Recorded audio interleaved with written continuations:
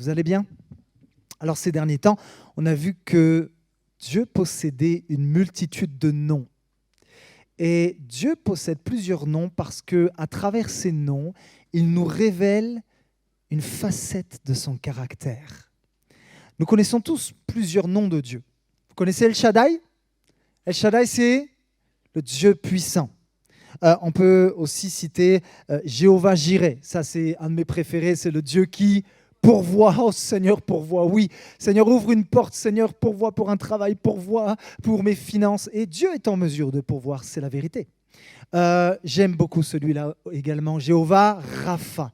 C'est l'Éternel qui guérit. Il guérit, oui, les corps, mais il guérit aussi les cœurs. Ça, c'est la spécialité de Dieu. Il guérit les cœurs brisés. Il soulage les opprimés. Mais on a découvert un nom de Dieu qui n'est pas très connu la semaine dernière, et c'était le Dieu Elkana. Et Elkana, ça veut dire le Dieu jaloux. Dans Exode 34, 14, il est dit « L'Éternel porte le nom de jaloux. Il est un Dieu jaloux. » Et j'ai senti qu'il fallait que je poursuive sur ce thème. Je ne devais pas prêcher aujourd'hui. J'ai demandé à Mickaël et il m'a fait cette grâce de pouvoir poursuivre. Mais je sentais véritablement qu'il fallait poursuivre sur ce thème aujourd'hui. Alors, n'oubliez pas ceci, on l'a vu la semaine dernière, c'est que la jalousie de Dieu est profondément liée à l'amour qu'il a pour toi. Et c'est plutôt une bonne nouvelle. Mais c'est très important de comprendre ceci. C'est qu'on ne peut comprendre la jalousie de Dieu sans comprendre au préalable qu'il est un Dieu d'alliance. C'est-à-dire que c'est un Dieu qui s'est engagé dans une alliance avec toi. Et lorsque, pour ceux qui se sont mariés, ta femme t'a mis la bague au doigt, ou que tu as mis la bague au doigt de ton épouse, tu as fait une alliance avec elle, tu t'es engagé à lui être fidèle, tu t'es engagé à prendre soin de ton époux, à prendre soin de ton épouse. Jésus s'engage envers son Église. N'est-ce pas une bonne nouvelle? Mais l'époux demande à son épouse de s'engager aussi en retour pour lui, de lui être dévoué, de lui porter toute son attention. Vous savez, Jésus n'est pas un époux indifférent.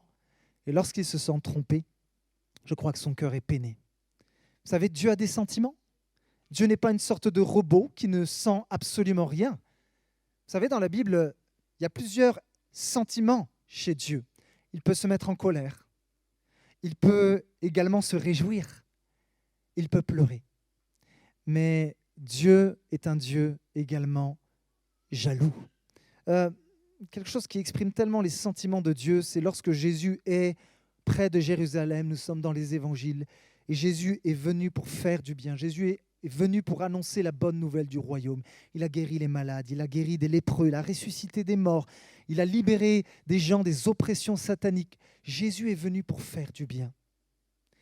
Mais pourtant, beaucoup de personnes ont rejeté du revers de la main son message et Jésus va pleurer. Jésus va être brisé parce qu'il aime tellement l'humanité, mais cette humanité, en tout cas une partie, l'a rejeté. Et la Bible dit spécifiquement qu'à ce moment-là, alors que Jésus arrive près de Jérusalem, il va pleurer sur la ville et il dira « Tu n'as pas reconnu le moment où Dieu est venu pour te faire du bien. » Une autre version dira « Tu n'as pas reconnu le moment où tu as été visité. » Alors, c'est vrai. Jésus est un époux aimant. Jésus est un époux fidèle. Mais n'oublions pas ceci. Jésus est un époux jaloux. Alors, j'aimerais qu'on voit ensemble ce que produit la jalousie de Dieu. La jalousie de Dieu, et ça fera l'objet des 2 points que nous allons voir ensemble, elle engendre 2 choses. En fait, Dieu exprime sa jalousie de 2 manières. Et on va voir le premier point ensemble. Dieu exprime sa jalousie, premièrement, par des actes de jugement. Alors, ça ne sera pas le point le plus confortable, mais ne vous inquiétez pas, il y a une bonne nouvelle à la fin, comme d'habitude, parce que je le dis souvent, l'Évangile est une bonne nouvelle. Mais premièrement, Dieu exprime sa jalousie par des actes de jugement. J'aimerais juste souligner ceci. Vous savez que Dieu n'est pas simplement un Dieu gentil. Je crois qu'être gentil, c'est noble. Je crois qu'il est bon d'être rempli de gentillesse. Mais parfois, on tord un petit peu le sens des mots. Et l'être humain aime bien tordre un petit peu ce que Dieu fait de bon. Vous avez tous entendu parler peut-être quelqu'un, un collègue de travail, un camarade de classe, et qui dit de quelqu'un « Oh, il est gentil celui-là, ouais, il est bien mignon, il est bien gentil ». Un petit peu comme s'il voulait lui dire oh, « Il me saoule ». Ou alors, vous savez, quelqu'un peut dire d'une personne qu'il est gentil, mais ça ne veut pas dire qu'il souligne quelque chose de positif. On peut le dire d'une manière condescendante. Oh, il est mignon, hein, il est gentil, c'est-à-dire il est inoffensif, ou alors il est gentil, il n'a pas de caractère. Tu sais, c'est le genre de gars, tu lui donnes une claque derrière la tête, il va rien dire, il va te regarder avec un sourire un peu gêné, il va faire comme ça. Mais j'aimerais vous dire ceci, Dieu n'est pas inoffensif. Et je crois qu'on a oublié certains versets dans la Bible, parce que c'est vrai que Dieu est amour. Et vous savez, attention aussi de faire toutes sortes de choses au nom de l'amour, parce que Dieu est amour, alors il faut être amour. Mais on va couvrir peut-être des choses, on va se permettre certaines choses au nom de l'amour. Sauf que l'amour de Dieu nous appelle à un engagement. Alléluia. Et on a mis certains versets, parfois je trouve un petit peu de côté, comme ce texte de l'Épître aux Hébreux à partir du chapitre 10 et au verset 21 qui dira « Il est terrible de tomber entre les mains du Dieu vivant ». Voyez-vous, là, cet auteur n'écrit pas dans l'Ancien Testament. L'Épître aux Hébreux, ça se trouve où? Dans le Nouveau Testament. Qu'est-ce que l'auteur veut dire? L'auteur, je crois, veut dire que le jugement sera terrible pour certaines personnes. Pourquoi? Parce que des personnes auront refusé toute leur vie la main de Dieu qui a été tendue vers eux, son amour, son salut, son pardon. Et dans le ciel, lorsque nous comparaîtrons devant lui, devant son trône, il y aura un jugement. Et la Bible dit que les boucs seront séparés des brebis. Et le jugement sera terrible parce que certains se retrouveront pour l'éternité loin de la face de Dieu, loin de la présence de Dieu. Il est terrible de tomber entre les mains du Dieu vivant. Et je crois qu'on a parfois édulcoré, on a atténué certains traits de caractère de Dieu. Voyez-vous, dans l'Apocalypse, Jean aura une vision concernant le retour de Jésus. Et je peux vous dire une chose, c'est que ça ne sera pas le petit Jésus qu'on voit dans la crèche avec lequel on fait « Gousi, gousi, Jésus !» Non, non, non, non, non, ce n'est pas ce Jésus-là. Ça sera pas ce Jésus. Et Jean va dire « J'ai vu le ciel ouvert ». Et Jésus, lors de son retour, ne reviendra pas sur l'ânon, le petit d'une ânesse, mais il est spécifié que Jésus viendra sur un cheval blanc. Et Jean va voir les yeux de Jésus, et de ses yeux sortent une flamme de feu, et de sa bouche va sortir une épée qui va même frapper, juger les nations. Oh! Et sur son vêtement et sur sa cuisse, il sera écrit comme nom « Roi des rois, Seigneur des seigneurs ». J'aimerais vous dire ceci, ce n'est pas un conte de fées, ce ne sont pas des blagues. La Bible dit que Jésus reviendra, mais il ne reviendra pas n'importe comment. Il revient en tant que Roi des rois et Seigneur des seigneurs. Et je voudrais te poser la question, es-tu prêt pour le retour de Jésus ? Moi, je veux être prêt à rencontrer le Roi des rois et le Seigneur des seigneurs. Alléluia. Alors, j'aimerais vous plonger dans un contexte des milliers d'années en arrière et vous plonger dans le livre de l'Exode, Exode au chapitre 19, à partir du verset 16. Et dans ce contexte-là, Dieu va encore montrer qu'il n'est pas juste le petit Dieu qu'on peut jouer. Vous savez, Dieu n'est pas notre pote de bar. Dieu n'est pas juste une sorte de camarade avec qui on peut raconter des blagues. Dieu est Dieu. Et voyez-vous, quand une autorité vient, quand nous rencontrons un préfet, un député, un ministre, ce qui est bizarre, c'est qu'on va se mettre sur notre 31 et on va quand même avoir une attitude révérencieuse parce que cette personne représente une autorité. Si on rencontrait le président, on ne dirait pas n'importe quoi au président. On se comporterait d'une certaine manière. Mais voyez-vous, Dieu n'est pas un préfet.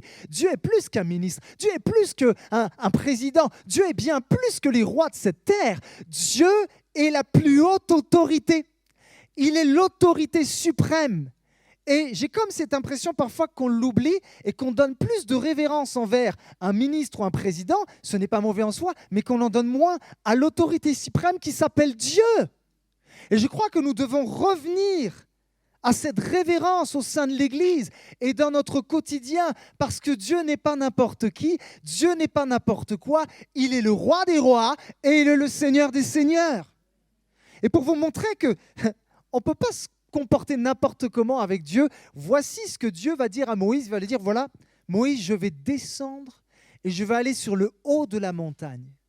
Et la Bible va dire ceci, le 3e jour au matin, il y eut des tonnerres, des éclairs et une épaisse nuée sur la montagne. Le son de la trompette retentit fortement. Je sais que parfois, on peut se dire, oh la louange, c'est un petit peu fort à l'église. Mais là, pour le coup, les tonnerres, ça devait vraiment vibrer. Le son de la trompette, la Bible dit, retentissait fortement. Et tout le peuple qui était dans le camp fut quoi? Fut saisi d'épouvante. Voyez-vous, j'ai fait un constat en lisant ce texte. Quand Dieu est visible, quand il y a le tonnerre, quand il y a les nuages, toutes ces choses-là, en fait, j'ai vu que le peuple se tient à carreau. Il n'y a personne qui se dit, quand Dieu montre sa gloire et qui vient dans sa sainteté, ça vous dit de convoiter la femme du voisin ou ça vous dit de vous faire des idoles. Non, non. À ce moment-là, le peuple est saisi de frayeur et il se prosterne devant le Dieu vivant et vrai. Mais on pourrait vite juger Israël, le peuple d'Israël. Mais je crois que parfois, nous, on est comme ça. Voyez-vous, on vit parfois des moments de gloire. Ça vous est arrivé de sentir la présence de Dieu? Vous savez, là, Dieu est omniprésent, mais il n'est pas omnimanifeste. Dieu est présent sur toute la surface de la terre. Dieu est présent même dans les coins les plus sombres et les plus ténébreux. Mais en revanche, Dieu ne se manifeste pas n'importe comment. Dieu ne se manifeste pas tout le temps. Mais je crois que Dieu se manifeste encore. Dieu se manifeste lorsqu'il vient déverser son esprit. Dieu se manifeste lorsqu'il y a des baptêmes du Saint-Esprit, lorsqu'il y a des guérisons, lorsqu'il parle par des prophéties, des paroles de connaissance, d'une manière où tu sens que Dieu est là à côté de toi. Quelqu'un l'a déjà ressenti ? Et dans ces moments, quand il y a la trompette, quand il y a la présence de Dieu, on est capable de dire à Dieu, je te suivrai au bout du monde, je vais me consacrer, je veux vivre une vie de sainteté, je me prosternerai devant toi. Tu seras, ô Dieu, mon seul Dieu. Et quelque part, le peuple d'Israël, quand Dieu était là et qu'il se manifestait, c'est ce qu'il disait. Mais j'ai remarqué que lorsque Dieu quittait la montagne, il y avait un peu un relâchement. Et il commençait à avoir de mauvaises priorités. Vous savez, la vie chrétienne n'est pas que du spectaculaire. La vie chrétienne ne se limite pas à un culte le dimanche matin. Vous savez, le lundi matin, quand vous vous réveillez très tôt, l'hiver, et que tu as les yeux collés, tu ne sais même plus où tu habites parce que tu es trop fatigué. Est-ce que tu crois qu'un petit nuage te porte et que tu es enveloppé de la présence de Dieu? Est-ce qu'un ange sert ton cappuccino? Non. Si tu l'as vécu, gloire à Dieu, hein, mais non. Et vous savez, je vais être très honnête, moi je ne sens pas toujours la présence de Dieu. Je ne sens pas toujours la présence de Dieu. Et en fait, un chrétien, c'est quelqu'un qui vit la vie normale de tous les jours. Ce n'est pas juste une sorte d'illuminé. C'est quelqu'un qui peut aussi faire face à des défis. Un chrétien peut avoir des problèmes financiers. Un chrétien peut perdre son emploi. Un chrétien, une chrétienne peut souffrir du célibat. Oui, peut souffrir de solitude, c'est la vérité. Et c'est dans ces moments du quotidien. C'est là que ta foi va être testée. En fait, ta foi va être testée quand tes yeux physiques ne voient pas. Et j'ai comme ce sentiment que parfois, on a créé un christianisme où je tiens dans la foi, je suis stable, entre guillemets, seulement quand j'ai un shoot d'adrénaline. Vous savez, il y a des personnes, malheureusement, sur cette terre qui se droguent. Et quand un drogué se shoot, il est comme apaisé, il plane pendant quelque temps. Et parfois... Je vais le dire comme ça. Mais un bon coup de louange, ça peut faire un shoot d'adrénaline. Une parole de Dieu d'un prophète, d'un grand prédicateur peut être comme une sorte de shoot d'adrénaline. Mais sauf que, en fait, tôt ou tard, tu vas redescendre de la montagne. Tôt ou tard, tu auras beau avoir une parole de malade, tu auras beau vivre des frissons dans le dos, mais tes défis t'attendent quand même. Et puis le lundi matin, il faut reprendre la voiture ou le tram pour aller au taf ou pour aller à l'école ou je ne sais où. Et le danger, c'est qu'on ne tienne en tant que chrétien dans la vie qu'avec un shoot d'adrénaline. En fait, j'aimerais dire à quelqu'un, ta foi ne peut pas essentiellement reposer sur des signes. Les scribes et les pharisiens, à un moment donné dans les évangiles, ont mis Jésus au défi. Et ils lui ont dit, « Hé Jésus, montre-nous un signe !» Excusez-moi, mais Jésus n'est pas un pantin. On ne peut pas faire ce qu'on veut avec lui. Ce n'est pas une bête de foire, c'est Jésus. Et en fait, Jésus savait très bien une chose. Ce n'était pas d'un signe spectaculaire dont ces hommes avaient besoin. Ils avaient besoin de repentance. Tu n'as pas besoin, premièrement, d'un miracle ou de choses qui sont impressionnantes. Tu as besoin de tourner ton cœur vers Jésus. Ça, c'est la priorité. Ça, c'est la priorité.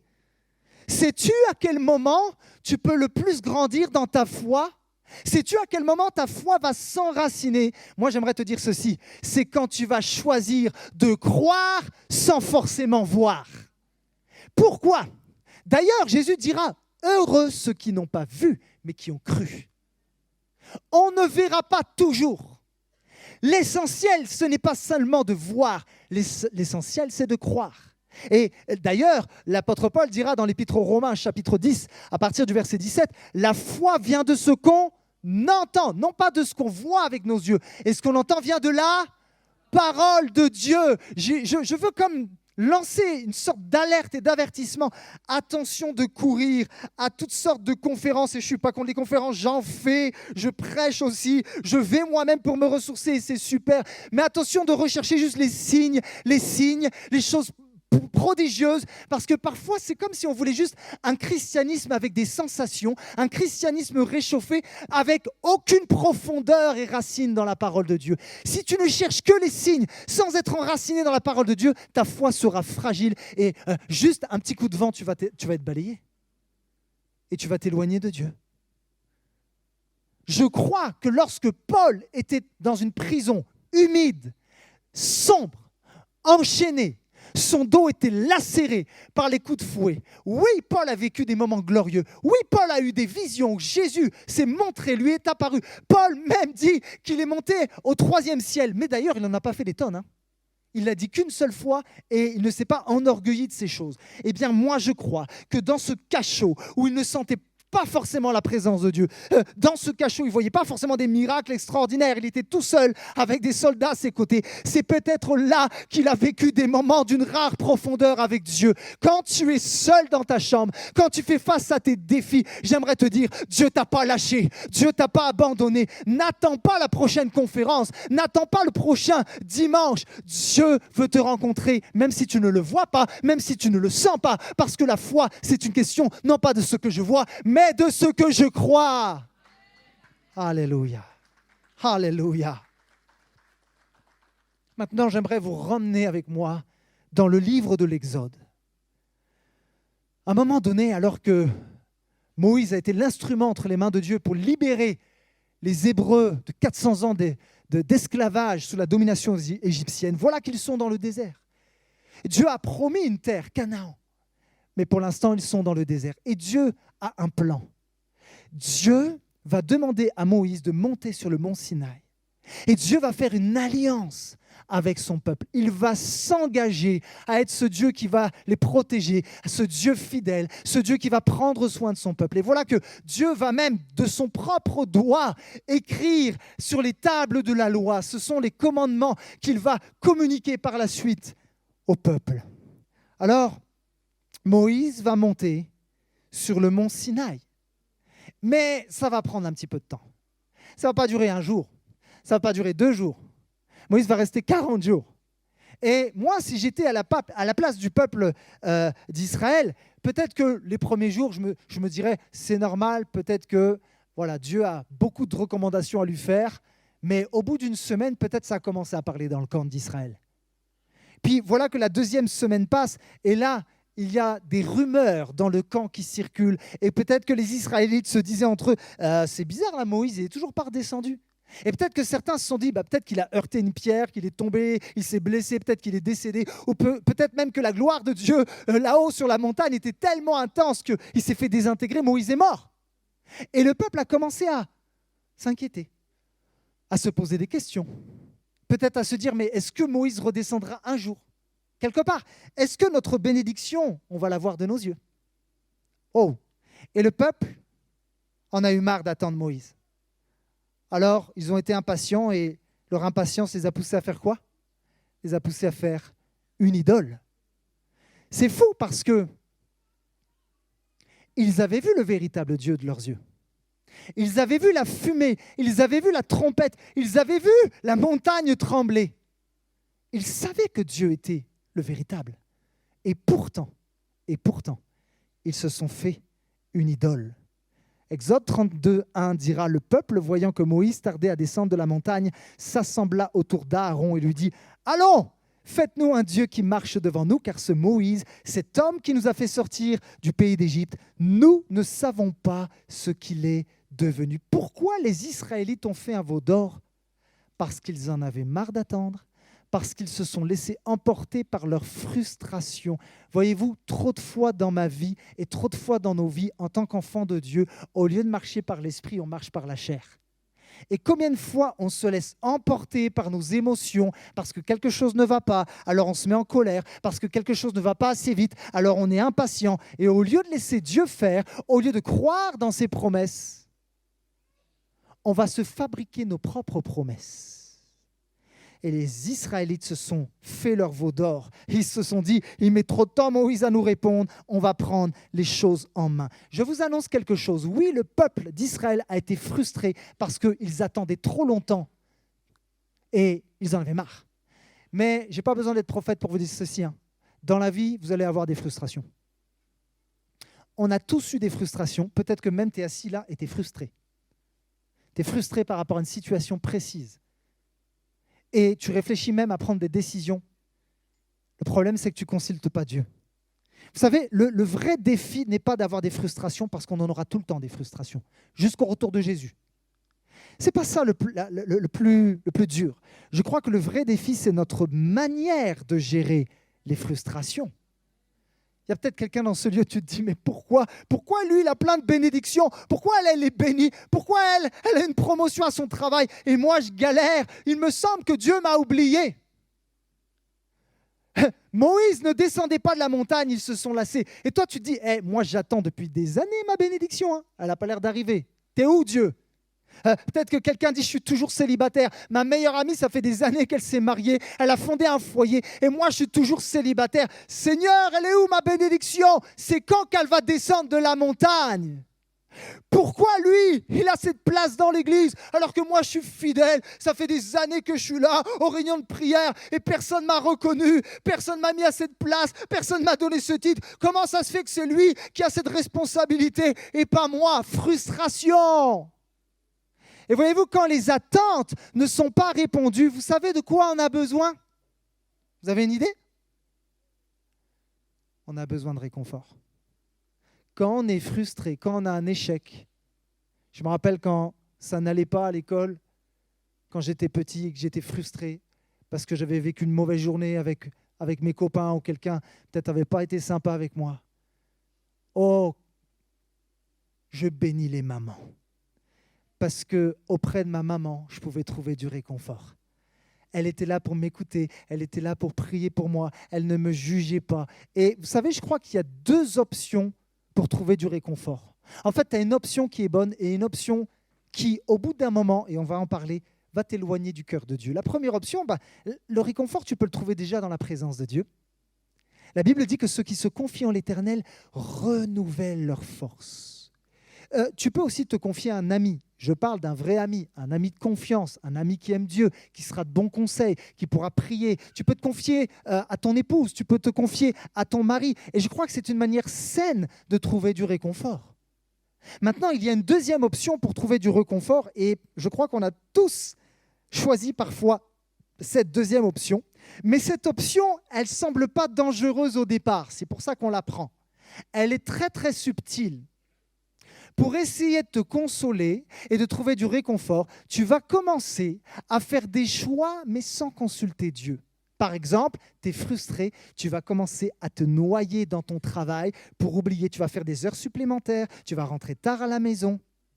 Et au fil du temps, tes priorités vont changer. Peut-être quelqu'un t'a besoin d'évacuer parce que tu as de la pression, parce que tu es frustré, tu vis des situations de stress, tu vis des situations parfois inconfortables. Alors tu t'es dit, je vais à la salle de sport pour décompresser. Et franchement, c'est très bien de faire du sport. Sauf que, insidieusement, la salle de sport n'est plus juste un moyen de décompresser, ça devient ta drogue. Et avant, tu étais tellement heureux d'aller le mardi soir à la réunion de prière ou peut-être de faire des choses pour Dieu. Mais là, tu as tellement besoin de ton sport qu'il commence insidieusement à prendre la première place. Et vous savez, on est très fort, même les chrétiens, pour justifier des mauvais choix. Et des fois même, pour se justifier, on va aller jusqu'à spiritualiser nos choix. Alors, on va dire, Seigneur, la salle de sport, tu as dit que nos corps sont le temple du Saint-Esprit. Je prends soin de mon corps. Voilà, voilà. Et là, je spiritualise. Ah, Seigneur, je me noie dans le travail. Mais qu'est-ce que la Bible dit? Ah, celui qui ne s'occupe pas des siens ou de sa famille est pire qu'un infidèle. T'as vu, avec les heures sup, j'ai une plus grosse paye. Je prends soin de ma famille. Je ramène du pain sur la table. Et là, on spiritualise que personne ne se sente visé. Mais je crois que toutes ces choses avec lesquelles tu vas essayer de te combler vont prendre au fur et à mesure la place de Dieu dans ta vie. Et peut-être que tu ne l'as pas exprimé oralement parlant, mais au fond de ton cœur, tu t'es dit, si le Dieu de la Bible n'est pas en mesure de combler mes besoins, je vais me fabriquer mes propres bénédictions. Mais je vais te dire une vérité, c'est qu'en faisant ça, tu es en train de te créer ton propre Dieu. En fait, tu crées un faux Dieu pour le remplacer avec le vrai Dieu. Et dans le livre de l'Exode, Exode 20 au chapitre 4, Dieu avait donné un commandement à son peuple et il lui a dit, tu ne te feras pas de sculpture sacrée, ni de représentation de ce qui est en haut dans le ciel, en bas sur la terre et dans l'eau plus bas que la terre. Tu ne te prosterneras pas devant elles et tu ne les serviras pas, car moi, l'Éternel, ton Dieu, je suis un Dieu jaloux. Et malheureusement, alors que le peuple a écarté le vrai Dieu pour se fabriquer un faux Dieu, cela n'a pas été sans conséquence, puisque la Bible dira que suite à leur idolâtrie, il y eut environ au sein du peuple d'Israël 3000 morts. 3000 morts. Et Exode 32-35 précisera ceci, le Seigneur punit donc les Israélites parce qu'ils avaient demandé à Aaron de leur faire une statue de veau.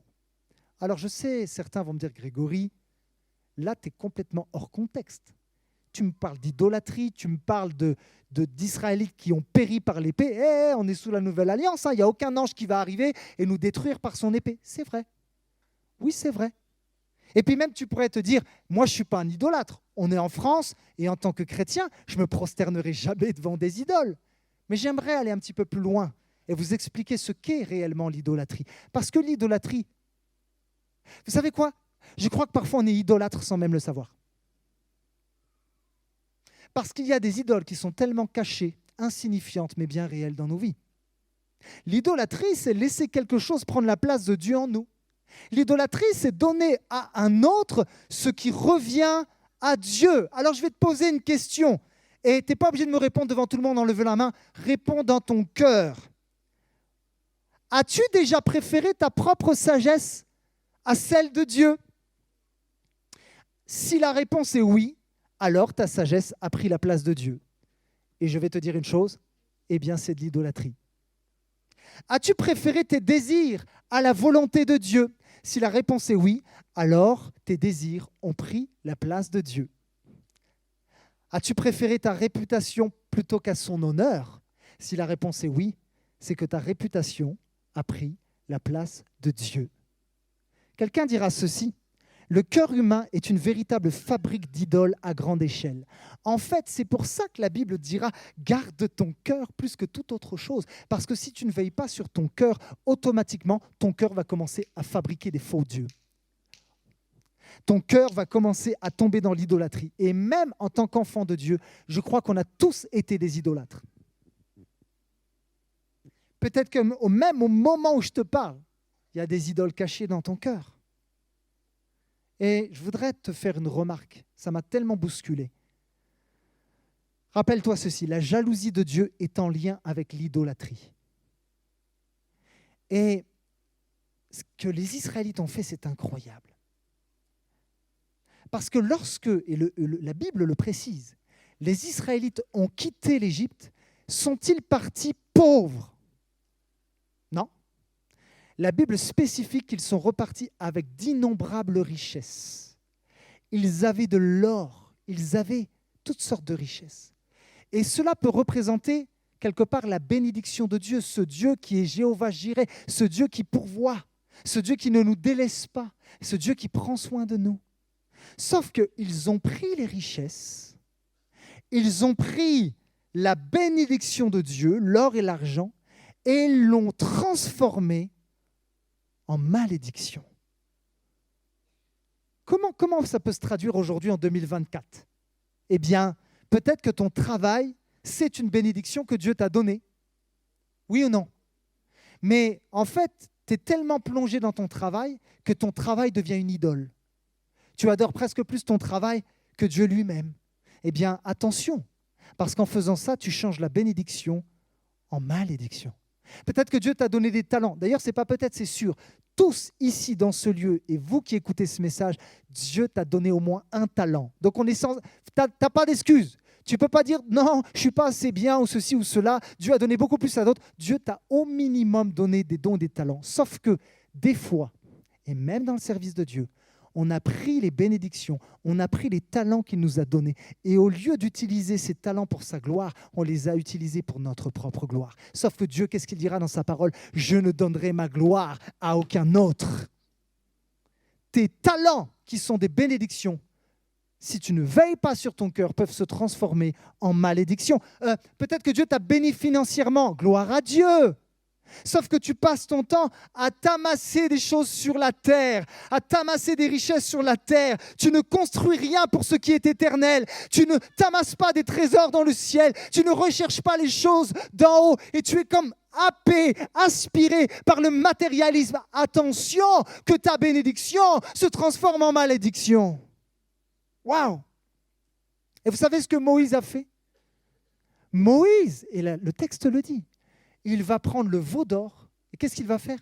Il va le jeter dans le feu.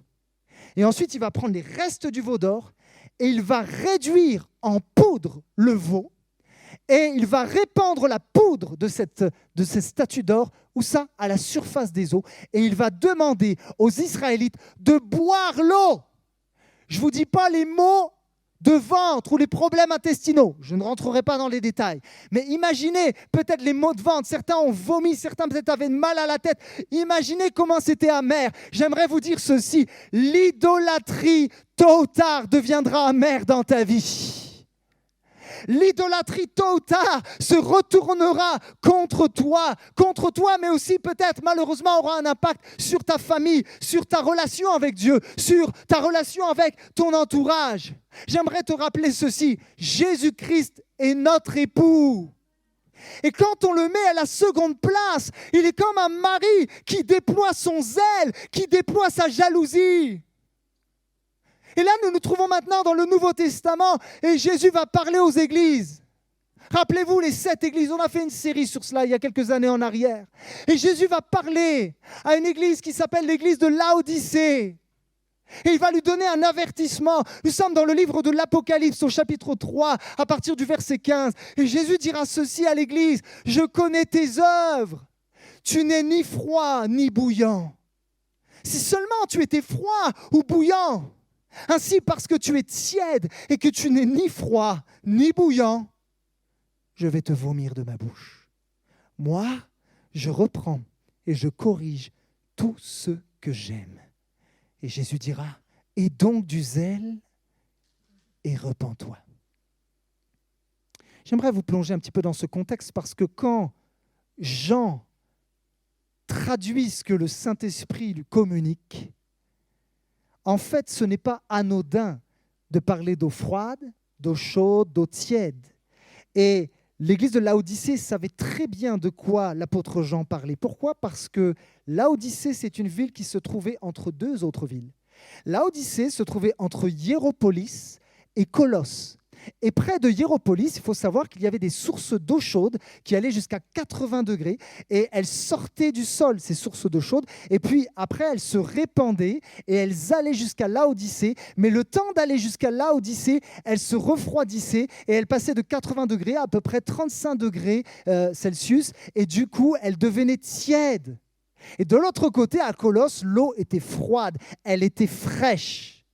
Donc à Laodicée, lorsqu'on voyait l'eau passer, c'était une eau tiède, c'était également une eau de mauvaise qualité, c'était donc une eau qui était inutile. Quand tu buvais l'eau à Laodicée, c'était une eau qui provoquait la nausée.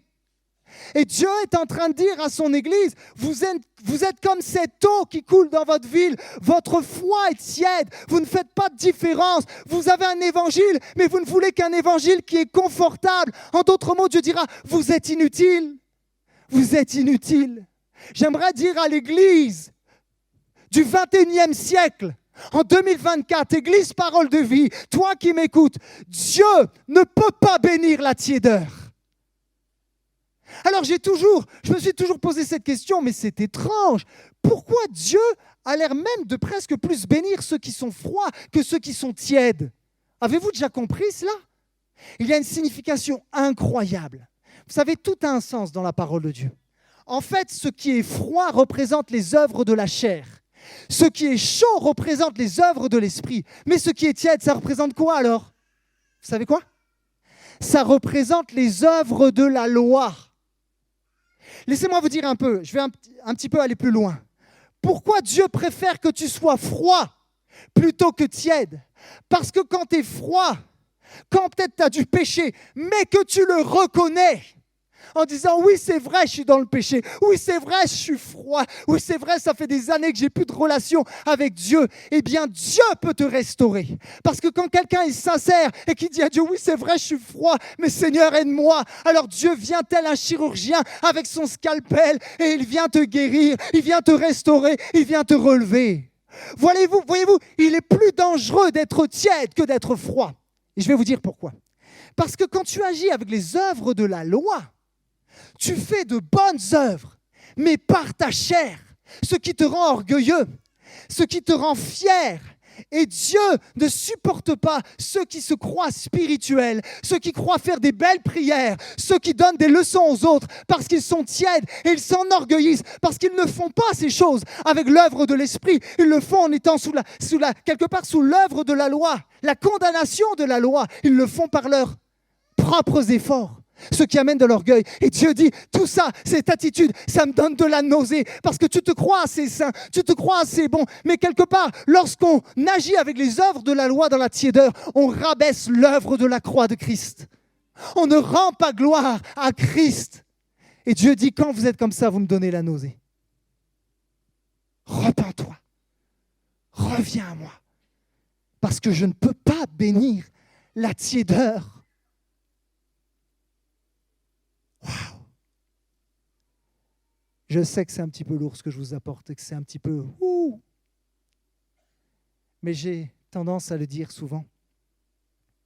S'il y a une mauvaise nouvelle, j'aimerais vous dire que l'Évangile apporte toujours une bonne nouvelle. Alors c'est vrai que Dieu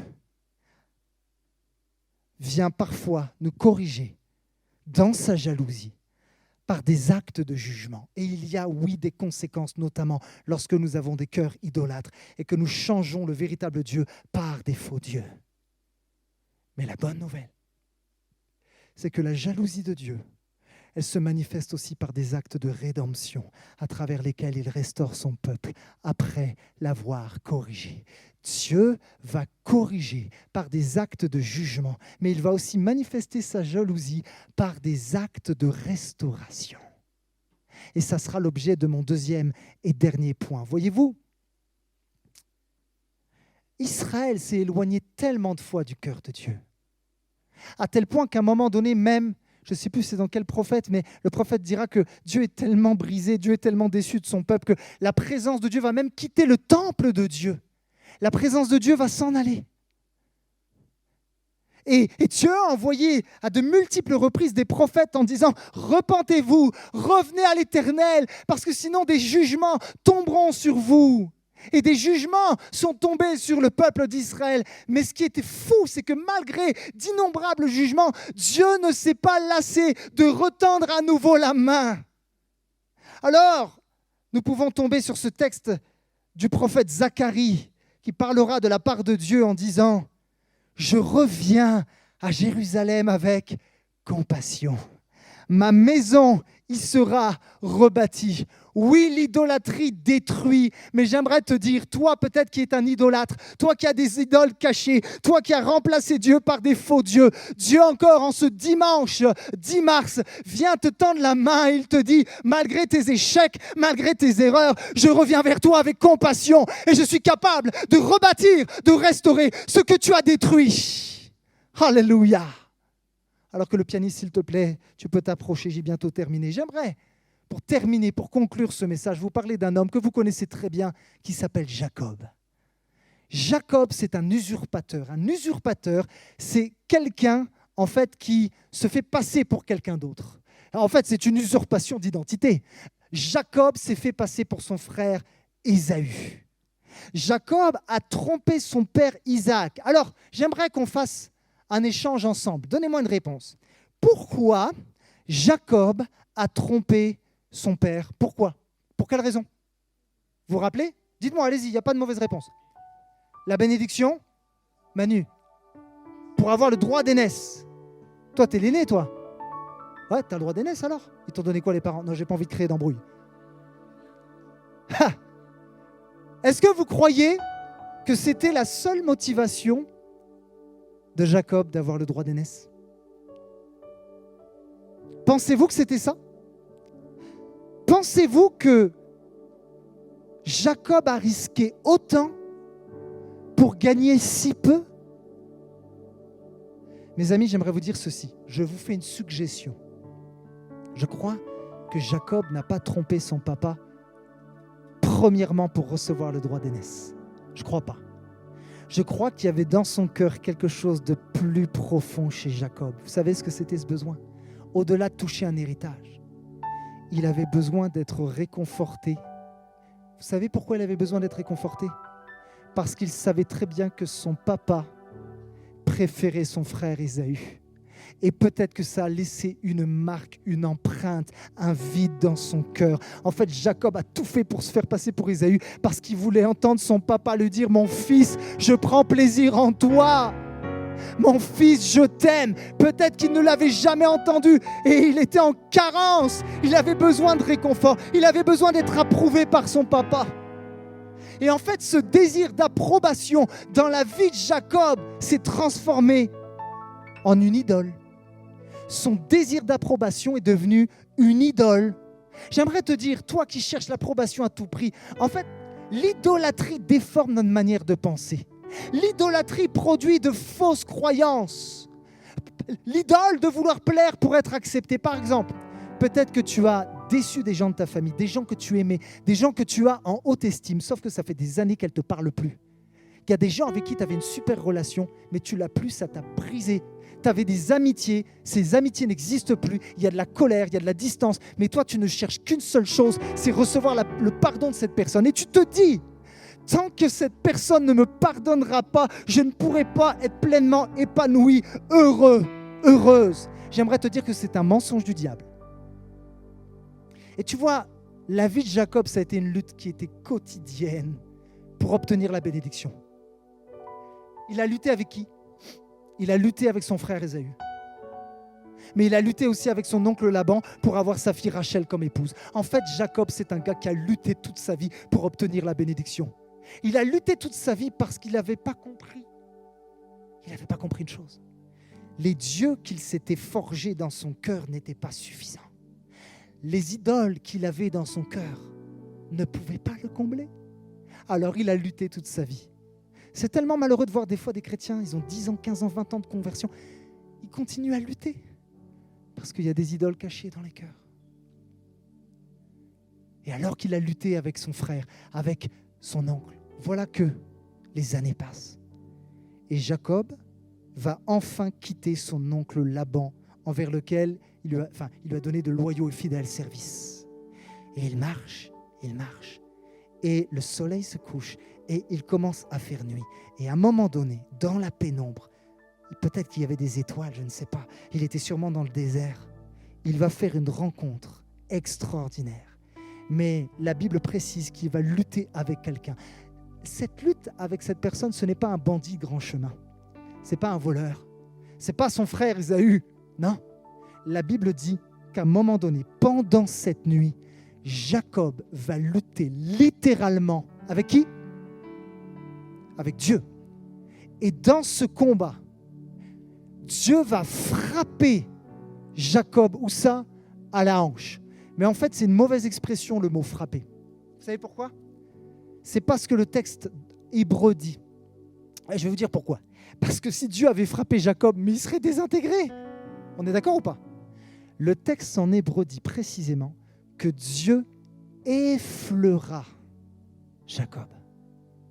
Et rien qu'en l'effleurant, ça va lui déboîter la hanche. Dieu est tellement bon qu'il ne te frappera pas. Ce n'est pas son désir. Mais par contre, parfois, Dieu va se servir de certaines circonstances parce que tu t'es éloigné de lui et il va t'effleurer. Peut-être que Dieu t'a effleuré, peut-être que tu es passé par un temps de maladie. Je ne dis pas que c'est Dieu qui envoie la maladie, attention. Mais Dieu parfois permet des choses. Dieu t'a effleuré en perdant ton emploi. Dieu t'a effleuré, toi qui te sentais si fort et si intelligent, et tu as eu un échec sentimental, un échec dans ta scolarité, toi qui avais des rêves, toi qui avais des ambitions. Dieu t'a effleuré, non pas pour te détruire. En fait, c'est comme si, alors que Dieu déboîte la hanche de Jacob, il est en train de dire, tu vois Jacob, tout ce sur quoi tu t'appuies, tes stratégies, ton intelligence, toutes les choses que tu as recherchées pendant toute ta vie, l'approbation de ton papa, l'approbation des autres, l'amour que tu as recherché, eh bien, toutes ces choses ne pourront jamais te satisfaire, toutes ces choses ne pourront jamais te combler. Tant que tu t'appuieras sur tes propres idoles, tu ne seras jamais satisfait. Et Dieu veut te parler aujourd'hui avec beaucoup d'amour. Il est venu peut-être t'effleurer. Oh oui, c'est inconfortable, mais c'est salutaire. Alléluia. Le jugement de Dieu est parfois un moyen qui nous permet de nous rapprocher de lui. Alors tu es peut-être comme Jacob, tu es venu là, tu es assis ici. Et tu as eu des mauvaises priorités ces derniers temps. Tu luttes pour de mauvaises raisons. Tu t'accroches à des mauvais rêves. Ce ne sont que tes rêves, mais ce ne sont pas forcément les rêves de Dieu. Tu t'accroches à tes convictions, à tes envies. Et toute sa vie, Jacob s'est accroché à cela. Mais ce soir-là, ça va être différent. Jacob va comprendre qu'il faut qu'il s'accroche à la bonne personne. Alors il va s'accrocher à Dieu. Et alors que le jour commence à se lever, il fallait que Dieu parte parce que si le soleil se levait et qu'il voyait Dieu face à face, il aurait été désintégré. Parce que nul ne peut voir Dieu et vivre. C'est pour ça que Dieu est venu dans la pénombre. Dieu est bon. Et il s'est accroché, il s'est dit non, tu ne vas pas partir sans que tu m'aies béni. Et il s'est accroché à Dieu, il dit avant que tu partes, avant que le soleil se lève, bénis-moi, Seigneur. Bénis-moi. Et j'aime tellement ce que le pasteur et le théologien Tim Keller dira par rapport à Jacob. Il va le paraphraser et il dira de Jacob, il va parler comme s'il était Jacob. Il dira, quel idiot j'ai été. Voici ce que j'ai cherché toute ma vie, la bénédiction de Dieu. Je l'ai cherché dans l'approbation de mon papa. J'espérais la trouver dans la beauté de Rachel. Mais elle était en toi, mon Dieu. Maintenant, je ne te lâcherai pas avant que tu m'aies béni. Rien d'autre n'a d'importance. Je me moque de mourir en cours de route parce que si je n'ai pas la bénédiction de Dieu, je n'ai rien. Rien d'autre n'a d'importance. Et comment Dieu a répondu à la demande de Jacob lorsqu'il s'est accroché à lui ? La Bible dit, oh c'est tellement beau. Et Dieu le bénit là. N'est-ce pas extraordinaire ? Et Dieu le bénit là. Toi qui luttes avec l'idolâtrie, toi peut-être qui es dans des circonstances compliquées ce matin, tu es là et peut-être que tu n'avais même pas le goût de louer Dieu aujourd'hui, peut-être que ta tête est ailleurs. J'aimerais te dire, ne loue pas la bénédiction aujourd'hui. Saisis la bénédiction que Dieu veut te donner. Si Dieu a béni Jacob, j'aimerais te dire, il veut aussi te bénir. Mais on pourrait se dire, mais c'est un petit peu facile quand même. Toute sa vie, ce gars, il a trompé les autres. Il a fait une usurpation d'identité, il a volé, il a menti. Et en fait, Dieu le bénit. Et peut-être que tu te dis, je suis tellement pourri de l'intérieur, je ne mérite tellement pas la bénédiction, la grâce de Dieu. Comment Dieu, moi qui peut-être a trompé moi-même les gens, moi qui a manipulé, moi qui a remplacé Dieu par des idoles, comment Dieu pourrait me bénir? Eh bien, je vais te donner une réponse. Il y a un parallèle extraordinaire entre ce que Jacob a vécu ce soir-là avec Dieu et ce qui va se passer des milliers d'années par la suite. Voyez-vous, il y a 2000 ans en arrière, Dieu va apparaître sur la terre sous une forme humaine. Et à un moment donné, Jésus va aussi lutter dans l'obscurité, comme Dieu a lutté avec Jacob. Sauf que là, Dieu, Jésus, ne luttera pas avec un homme, mais il va lutter face à des puissances démoniaques, à des puissances ténébreuses. Et dans ce combat, alors que Jésus va aller à la croix, il ne lutte pas pour sauver un seul homme, il lutte pour sauver l'humanité. Alléluia. Alors je sais que tu es en train de combattre. Et tu dis, mais je sais que Jésus a donné sa vie à la croix, pasteur.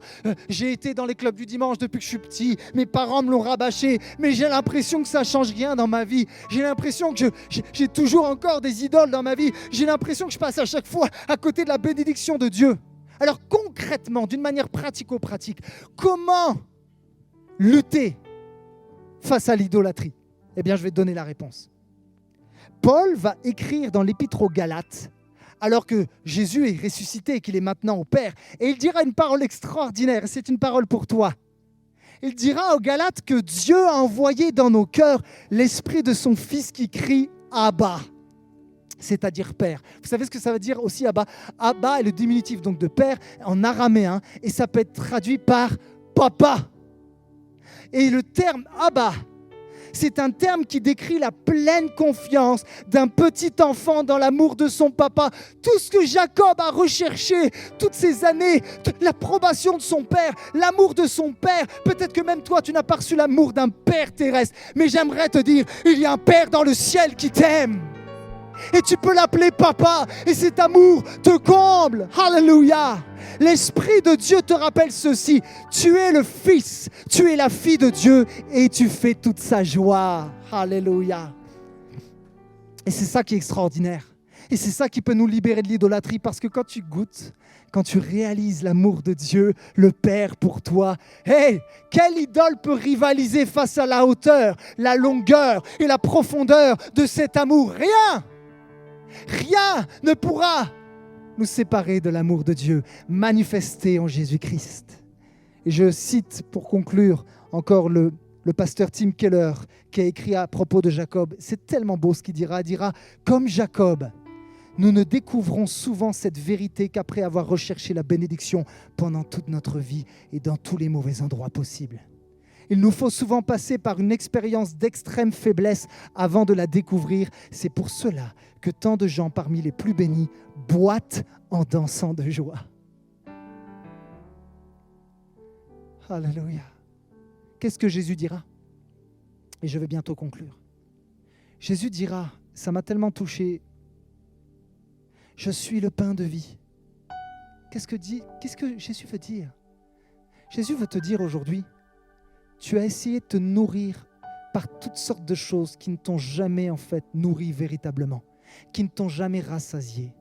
Et tant que tu vas essayer de te nourrir avec toutes sortes de choses, ton travail, tes propres rêves, tes propres aspirations, cette quête de l'approbation de ton propre père ou de tes amis ou de ta famille, tant que tu essaieras de te nourrir de ça, ça va peut-être te nourrir un petit peu pendant quelques instants, mais c'est comme au McDo, enfin, je ne veux pas faire de mauvaise pub, mais des fois quand tu sors du McDo, tu as encore faim. Bon, je referme la parenthèse. Et bien ça sera toujours comme ça en fait, tant que tu te nourriras de toutes ces choses qui ne sont pas nourrissantes. Mais Jésus dira, quand tu te nourris de moi, eh bien en moi, il y a quelque chose qui va te rassasier. En fait, Jésus dit, c'est en moi que se trouve le plus haut degré de satisfaction. Donc tu n'as pas besoin, je parle aux jeunes parce qu'on est vraiment une génération TikTok, faites attention de croire que votre valeur est dans le nombre de likes qu'on fait, dans le nombre de vues que tu vas faire sur la vidéo. Et vous savez que ça peut détruire ça. Hein? Vous savez qu'il y a des jeunes à cause des réseaux sociaux se sont suicidés. Ils vivent très mal leur vie. Mais j'aimerais te dire ceci. Et d'ailleurs, ça c'est de l'idolâtrie en passant. Tu n'as plus besoin de chercher les likes sur les réseaux car Jésus a fait bien plus que te liker. Il t'a aimé jusqu'à donner sa vie pour toi. Alléluia! Tu n'as plus besoin d'attendre le pardon de telle ou telle personne pour être enfin heureux, car Jésus t'a pardonné. Alléluia! Alléluia! Oh, est-ce qu'on pourrait se lever maintenant et rendre gloire à Dieu? Levons-nous maintenant. Voici un autre moyen de vaincre les idoles dans nos vies. C'est de donner la gloire à Dieu. La Bible dira ceci: dans tout ce que vous faites, cherchez à rendre gloire à Dieu. Alors j'aimerais pendant ce temps d'appel qu'on lève nos mains et qu'on dise non pas à moi la gloire, mais à Dieu la gloire. À Dieu soit la gloire. Et je veux décider au nom de Jésus de briser les idoles dans ma vie et de remettre Dieu au centre de ma maison, au centre de mes priorités, au centre de mon cœur. Alléluia, à Dieu soit la gloire. Alléluia.